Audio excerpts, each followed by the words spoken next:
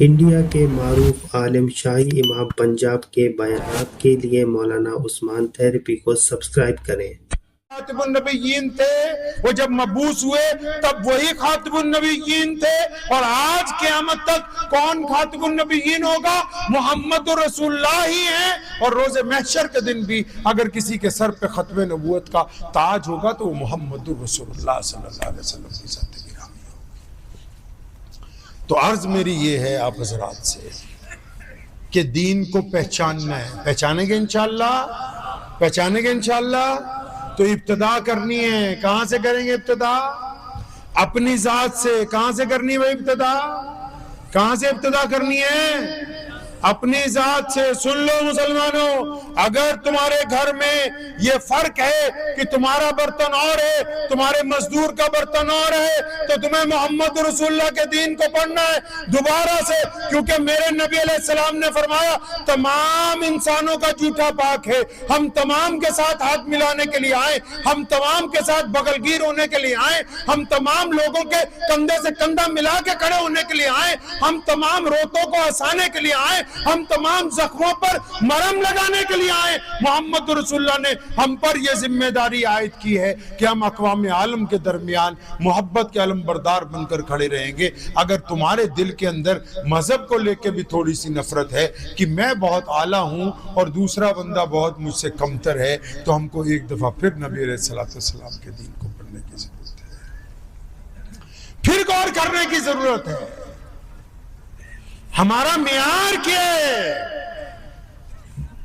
اپنے معیار کو درست کرنا ہے، کریں گے انشاءاللہ تعالی۔ آپ لوگ بتائیں، جتنے لوگ یہاں بیٹھے ہیں، جو بڈھے ہیں وہ بھی، جو جوان ہیں وہ بھی، کیا آپ لوگ کبھی زندگی میں، کبھی آپ نے اپنی زندگی میں اپنے ابو جی کو، اپنے پتا جی کو گلے سے لگایا،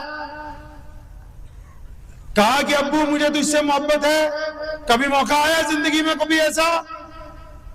کیوں؟ کیونکہ تم نے مولویوں سے پوچھا ہی نہیں۔ محمد رسول اللہ نے فتح مکہ کی رات ام ہانی کے گھر پر بیٹھ کے کہا تھا، اے میری بہن تو مجھ سے 20 سال بڑی ہے، آج فتح مکہ ہوئی ہے، میں آپ کے پاس آ گیا ہوں، یہاں بیٹھا ہوں۔ انہوں نے سوچا تھا کہ کچھ حدیثیں سنائیں گے، کچھ قرآن کی آیتیں سنائیں گے، قربان جاؤں محمد رسول اللہ پر۔ فرمایا ہانی تو جانتی ہے نا، میری پیدائش سے 2 مہینے پہلے میرے ابو حضرت عبداللہ وصال فرما گئے تھے، میں نے اپنے والد کو نہیں دیکھا، تو نے دیکھا ہے، تو ذرا بتا تو صحیح کہ میرے ابو عبداللہ کی نظر کیسے آتے تھے؟ پوچھا ہی تھا کسی مولوی سے؟ نہیں پوچھا۔ آپ نے کبھی اپنی ماں کے پاؤں دبائیں؟ دبائیں؟ آپ کہتے ہیں آپ مسلمان ہیں اچھے؟ نبی علیہ السلام سے پوچھو جا کے، مسجد کے مصلی پر کھڑے ہو گئے، بلال نے تکبیر کہہ دی ہے، صحابہ نے صفیں باندھ لی ہیں، اور سیدہ آمنہ کی یاد دل میں آ گئی، تڑپ اٹھے، صحابہ کی طرف مڑ گئے، آنکھوں میں آنسو ہیں۔ فرمایا بلال سن لے، اگر میری ماں زندہ ہوتی اور وہ سامنے حجرے سے مجھ کو آواز دیتی محمد، تو میں اب نماز چھوڑ کے پہلے اپنی امی کے پاس جاتا اور جا کے پوچھتا، اماں جی بتاؤ کام کیا ہے؟ پتہ ہے آپ کو یہ بات کہ شیمہ جب نبی علیہ السلام سے ملنے آئی ہے، کون شیمہ؟ نبی علیہ السلام کی دودھ شریک بہن ہے، دائی حلیمہ کی بٹیا ہے۔ اس نے جب صحابہ کے نیزے ہٹائے کہ پیچھے ہٹو، میں نبی علیہ السلام کی بہن ہوں، اندر پیغام پہنچایا، یا رسول اللہ ایک عورت کہتی ہے کہ میں آپ کی بہن ہوں۔ فرمایا میں تو اپنی ماں کا اکیلا بیٹا ہوں۔ نہیں یا رسول اللہ، وہ اپنا نام شیمہ بتاتی۔ فرمایا ہاں وہ میری دودھ شریک بہن ہے، میں نے اور اس نے دونوں نے ایک ماں کا دودھ پیا، میری بہن کو بلاؤ۔ شیمہ آئی، نبی علیہ السلام اٹھ کے کھڑے ہو گئے اپنی بہن کے استقبال میں، دیکھا بوڑھی ہو گئی۔ فرمایا شیمہ میں تجھے مدینہ لے کے جاؤں گا، تجھے نیا گھر دوں گا، خادمائیں دوں گا، خرچہ میں اٹھاؤں گا، آج کے بعد تیرا کفیل میں ہوں۔ شیمہ کہنے لگے یا رسول اللہ ایسا نہیں ہے، میرے پاس سب کچھ ہے، مجھے کچھ لوگوں کو چھڑوانا ہے، آپ کے پاس آئی ہوں۔ نبی علیہ السلام پہلے جب کسی کو چھوڑتے تھے صحابہ کو بلاتے تھے، مشورہ کرتے تھے، آج بہن آئی ہے کسی کو نہیں بلایا مشورہ کرنے کے لیے۔ ابو ہریرہ کو بلایا، انس رضی اللہ تعالیٰ عنہ کو بلایا، اپنے غلاموں کو بلایا، بلال کو، شیما کے قیدی لاؤ،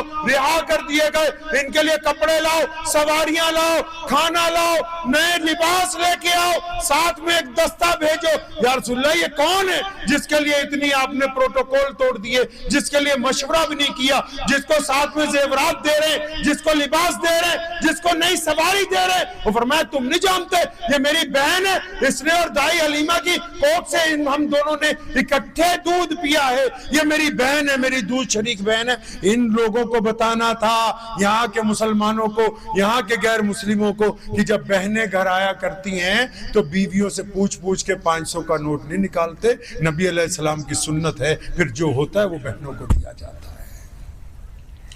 آپ کس حساب سے اسلام کو دیکھتے ہیں؟ محمد رسول اللہ مسجد نبوی کے ممبر کے اوپر کھڑے، ایک عورت آئی، اس کا لباس کوئی قیمتی نہیں، چہرے سے کوئی اعلیٰ خاندان کی لگتی، نبی علیہ السلام نے دیکھا، فوراً اتر کے اس کے پاس پہنچ گئے، اماں جی السلام علیکم۔ اس نے بھی کندھے پہ ہاتھ رکھ کے بڑی محبت سے پوچھا ہے، بیٹا کیسے ہیں آپ؟ نبی علیہ السلام کی آنکھوں میں آنسو آ گئے، اماں جی میں بہت اچھا ہوں، آپ آ گئی بہت اچھا ہو گیا ہوں۔ لوگ پیچھے حیران کھڑے، یہ بڑھیا کون ہے؟ اس کا تو لباس بھی اعلیٰ ترین نہیں ہے، اس کا تو نسل بھی بہت اعلیٰ نہیں لگتی۔ بلال نے لوگوں کو بتایا پہچان لو، یہ رسول اللہ کی وہ ماں ہے جس نے دودھ پلایا۔ مسلمانوں جس ماں نے دودھ پلایا اس کے لیے نبی علیہ السلام نے اپنی چادر اتاری اور اس کو اپنے مسند کے اوپر بچھایا کہ اماں جی یہاں بیٹھے، تاکہ پوری دنیا کے انسانوں کو بتانا تھا کہ اگر مائیں ملنے کے لیے آ جائیں تو بیٹے اپنی سب سے قیمتی چیز ماؤں کے قدموں کے اندر رکھتے ہیں۔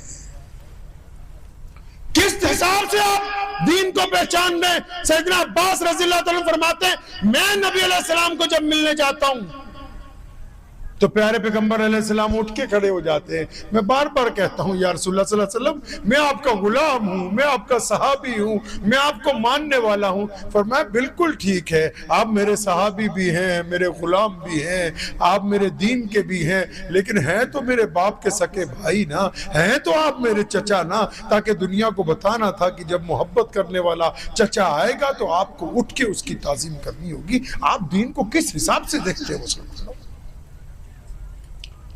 پیارے نبی علیہ السلام نے قدم قدم کے اوپر انسانوں کی رہنمائی فرمائی ہے، قدم قدم پر کوئی جز چھوڑا ہی نہیں کہ جہاں انسانوں کی رہنمائی نہ فرمائی۔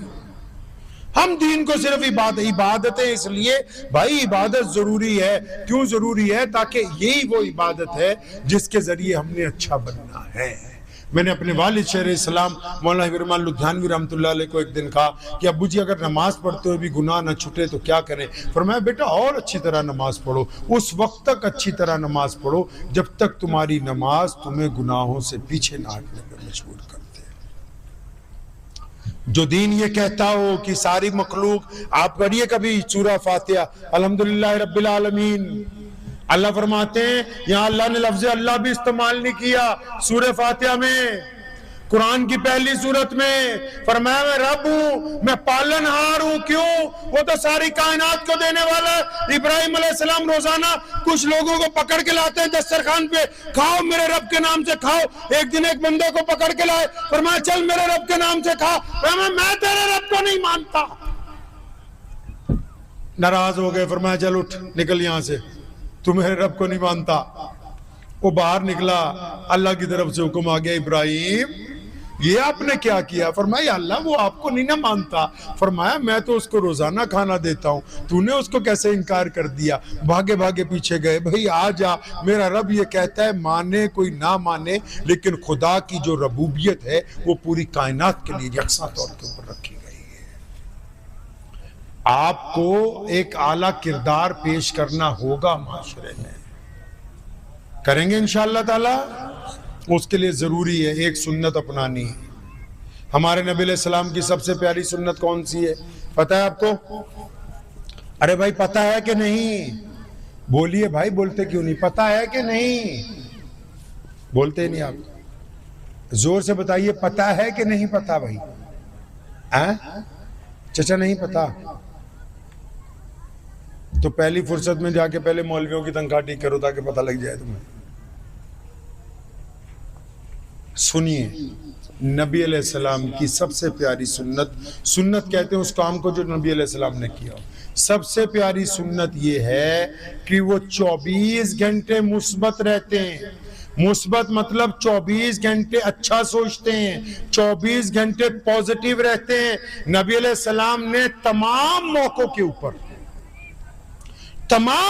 کے اوپر اچھی رائے دی ہے اور حکم فرمایا کہ بدگمانی کفر ہے. ہم لوگ کیسے بدگمان ہو جاتے ہیں, کوئی فون نہ اٹھائے ہم کہتے ہیں یار یہ بے ایمان ہے, فون نہیں اٹھایا. اگلا باتھ روم میں بیٹھا ہو, آپ نے تو فتویٰ دے دیا ہے جی. آپ کسی کے گھر گئے وہ نہیں ملا, آپ نے فتویٰ دے دیا کہ ہمارے آنے کی وجہ سے بھاگ گیا, وہ اگلا پتہ نہیں اسپتال میں کھڑا ہو. اللہ کے نبی علیہ السلام نے فرمایا اپنے پاس سے اندازے نہ لگاؤ.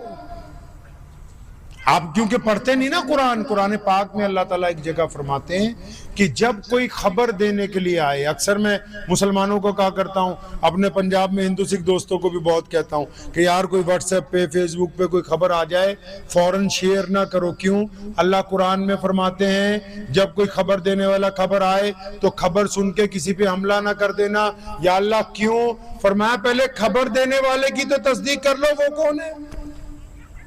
جو بندہ میسج کر رہا ہے بے ایمان ہے ایماندار ہے, جو بندہ آپ کو بتا رہا ہے وہ ٹھگ ہے چور ہے, کون ہے وہ؟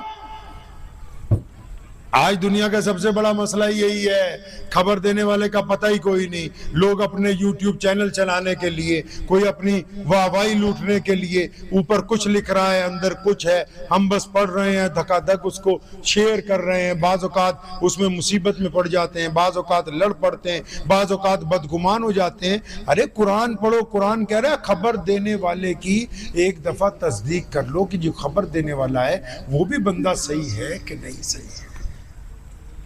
تو مثبت رہنا ہے, مثبت رہیں گے انشاءاللہ. پازیٹیو, اچھا سوچنا ہے, اچھی گفتگو کرنی ہے, گھر کے اندر معافی کا ماحول رکھنا ہے, محلے میں, معاشرے میں, گاؤں میں. کیونکہ اگر بڑے بننا ہے آپ کو, پھلدار درخت بننا ہے, تب تو تھوڑا جھک کے چلنا ہوگا. اور اگر چھوٹے بننا ہے تو جتنا مرضی اکڑ کے چلتے رہیے, کوئی آپ کو بڑا ماننے کے لیے تیار نہیں ہوگا. تو دعا کیجئے کہ جتنی بھی گفتگو آج آپ کے ساتھ ہوئی ہے اللہ کریم مجھے بھی اور آپ سب کو ان باتوں پر عمل کی توفیق عطا فرمائے. وآخر دعوانا ان الحمدللہ رب العالمین. ابھی کسی نے بولنا ہے کہ دعا کروانے ہے مولانا؟ کوئی دستار بندی تو نہیں؟ کوئی دستار بندی تو نہیں ہے کسی